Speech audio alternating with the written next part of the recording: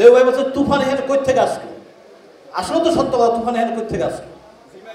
হ্যাঁ, আমরা আকাশে যতটা ডাক পাই, যতটা আওয়াজ দেয়, ততটা আওয়াজ কি বাস্তবে আমরা পাই?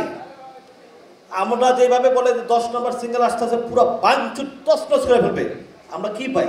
দিনের বেলাতে একটু বাতাস, ঠিক আছে, একটু বাতাস, আর তো কিছু না। তো বাতাস নিয়ে এত কথা কেন? রিভেঞ্জ, যেটা বুবলি বলছে, রিভেঞ্জের গতিতেই চলবে। রিভেঞ্জের গতি চলবে। রিভেঞ্জ যারা দেখবে তারাই বলবে রিভেঞ্জ কেমন হয়েছে। বিচার করার দায়িত্ব দর্শকের কাছে, আপনারা আমার কাছে না। আপনারা আমাদেরকে প্রচার করবেন, আপনারা আমাদেরকে ভালোবাসা দিবেন, সেই জিনিসটা আমরা চাই, আর কিছু চাই না। বিচারের দায়িত্ব যখন সিনেপ্লেক্সে বা সিনেমা হলে দর্শক যাবে, তখন আপনারা তখন সবাই কিন্তু থাকেন কিন্তু ক্যামেরা নিয়ে। এখন কিন্তু সিনেমা খুব ডেঞ্জারাস, কিন্তু সিনেমা বানাইলে খুব বুঝে শুনে বানাইতে হয় কিন্তু। কারণ জানেন, হলের ভিতরে 20টা ক্যামেরা থাকে, 20টা ইউটিউবার থাকে, আইসা বলে ভাই ছবিটা কেমন হয়েছে একটু বলেন। যদি আল্লাহ রহমান ছবিটা খারাপ হয়, তাহলে কিন্তু আমরা দেখছি রাজকুমারের ব্যাপারে যে কেমন গালাগালি, কি প্রকার, কত রকমের কি আমরা কিন্তু দেখছি না। এর আগে কি ছিল? এর আগে রাজকুমার এর আগে কি ছিল? কি ছিল না, এর আগে আওয়াজটা কি ছিল? পুরো বাংলাদেশ তছনছ হয়ে যাবে, পুরো বাংলাদেশে কেমন হয়ে যাবে, বাংলাদেশ ভূমিকম্প হয়ে যাবে। দুঃখের বিষয়, আমরা ফল পাইছি 0। এবং হলের দর্শকদের কথা, আমার কথা না।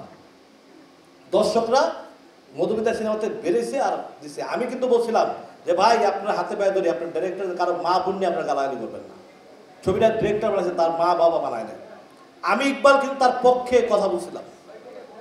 আপনারা জানেন কিছু ইউটিউবার আছে, 6 থেকে 7 জন। এই বাজে ইউটিউবাররা কিছু গুজব ছড়ায়। এরা পুরো পৃথিবী বাংলাদেশে আইনা পড়ছে। এখন পুরো পৃথিবী এখন বাংলাদেশের আইনা ফেলছে, যে পুরো পৃথিবী বলে বাংলা ছবি দেখে। তাহলে হলিউড বলিউড হংকং এর গাড়া গেল গা। আমার কথা হলো একটা ব্যাপার, আমার যারা বক্তব্য আছে, আমি কিন্তু বলতে পারি যে আমার দর্শক তোমরা বসে না করো ভাই, তোমরা গাইল দাও, কিন্তু আমি কিন্তু এরা বলি না। আমি কি বলি জানেন? যে সে যদি আমার বকা দেয়, তোমাদের সমস্যা কি? আরে মেয়ে বাংলাদেশ না, পুরো পৃথিবীর কত বড় বড় ব্যক্তিরা গালাগালি করে, তাদের কি আসা যায়? ওই আজকে কে জানি বলে আদনান বলে একটা সাক্ষাৎকারে দেখছিলাম, আদনানের, আমার বন্ধু আদনানের, যে কে কি করলো আমি ড্যামকে, আমার সামনে কিছুই আসা যায় না এগুলো। আর এগুলো আমি পড়িও না, এগুলো দেখিও না। আমরা কিন্তু সেম একই স্টাইলে বাস করতেছি। এই যে কিছুদিন আগে খরসু ভাই, কাদিয়ার সাহেব, আমার 19 সংগঠন, আমরা বলে তুফান বন্ধই করে দিয়েছিলাম, কিন্তু আজও বন্ধ কি উচ্চারণ করছিলাম আমরা বন্ধের ব্যাপারে কোনো কথা? কোনো রকম আমার আব্বাই, আমার খরসু ভাই এখানে বসা আছে, কোনোদিন কি খরসু ভাই উচ্চারণ করছিল? এইটা তাদের একটা গেম, যেই গেমটা তারা নিজেরা 10,000 টাকা ইউটিউবে দিয়া তারা নিজেরা গেম করে, তারা তুফানের বিরুদ্ধে তাদের একটা পলিসি, বাজে ব্যাড পলিটিক্স, পাবলিসিটি, আমাদেরকে নাম বিক্রি করে, খরসুবের নাম, আমার নাম, আদনানের নাম, কাজিয়া সাহেবের নাম, সাহেব সবার নাম বিক্রি করে তারা একটা ব্যাড পলিটিক্স করে। নাহলে তাদের বাপেরও ক্ষমতা নেই ইউটিউব চালানোর, যদি আমাদের নাম বিক্রি না করে।